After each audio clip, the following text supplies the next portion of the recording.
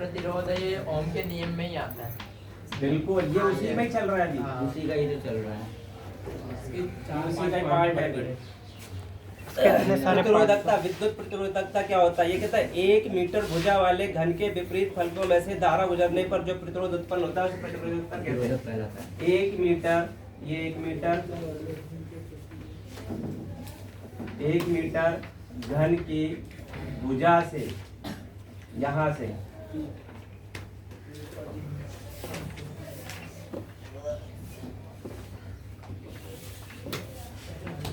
एक मीटर घन की भुजा, ये 1 मीटर की भुजा, ये भी एक है, ये भी एक, सभी एक है। घन का मतलब क्या होता है? सभी भुजाएं समान होती है, इसी को घन बोलते हैं।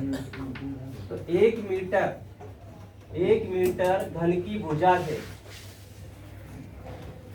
1 मीटर घन की भुजा से विद्युत प्रवाहित होने पर, विद्युत प्रवाहित होने पर करंट को रोकता है उसे जो प्रतिरोध लगता है वह प्रतिरोधकता कहलाता है। वो प्रतिरोधकता कहलाता है। देखो, घन है,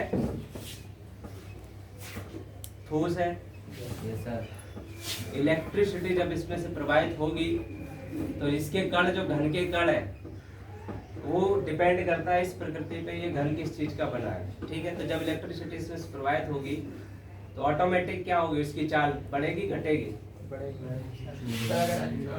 लोहे का होगा तो फिर तो बढ़ेगी इसकी चाल। किसी में से भी गुजरेगी।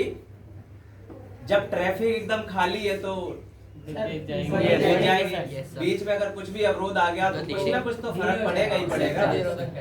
तो वही है कि अगर ये किसी 1 मीटर घन की भुजा से जब कोई विद्युत धारा निकलती है तो जो प्रतिरोध वहां लगेगा, अब यहाँ से भी निकलेगी, इसमें से जब निकलेगी तो जाहिर सी बात है स्लो तो होगी धारा की जो चाल है उससे ऑटोमेटिक स्लो होगा। सर तो जब स्लो होगी तो उसी को कहते हैं प्रतिरोध। तो जो भी जब धारा यहाँ से निकलेगी तो जैसे ही निकलती है तो जो प्रतिरोध लगता है उसी को प्रतिरोधकता कहते हैं। बस। हाँ, अब आ गया तो रहता ही है। ठीक है। चाल के अंदर जाने और बाहर निकलने से पहले जो वो होती है चाल, दिखा भी रहा भाई, वही प्रतिरोध है। अंदर प्रवेश कर रही है तो जब तक ये प्रवेश करेगी इसकी चाल ऑटोमेटिक प्रतिरोध में रहेगी। यानी कि इसके अंदर कुछ ऐसा है जो उस चाल का विरोध कर रहा है, कम कर रहा है उस चाल को। जैसे ये बाहर आ जाएगी ऑटोमेटिक, फिर उसकी स्पीड, उसी को प्रतिरोधकता कहते हैं। अब इसका क्या है? मात्रक। देखो, प्रतिरोध का मात्रक क्या था? उसका प्रतिरोध का मात्रक क्या था? ओम। Yes sir. अब इसका क्या होगा? ओम मीटर। ओम मीटर क्यों होगा? क्योंकि जो घन है, घन को हमेशा मीटर में ही नापते हैं। 1 मीटर की भुजा है, 1 मीटर ही तो है।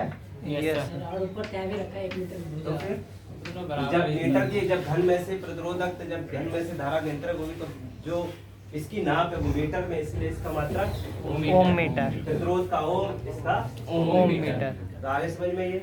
Yes sir. अब इसमें भी क्या कहा जाता है? प्रतिरोधकता चालक की लंबाई व अनुप्रस्थ काट के क्षेत्रफल के साथ नहीं बदलती, परंतु तापमान के साथ परिवर्तित होती है। ये ध्यान रखना।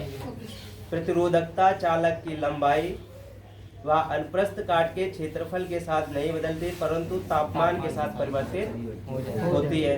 धातुओं व मिश्र धातुओं का प्रतिरोधकता प्रतिशत कितना है? 10⁻⁸ से 10⁻⁶ ओम मीटर।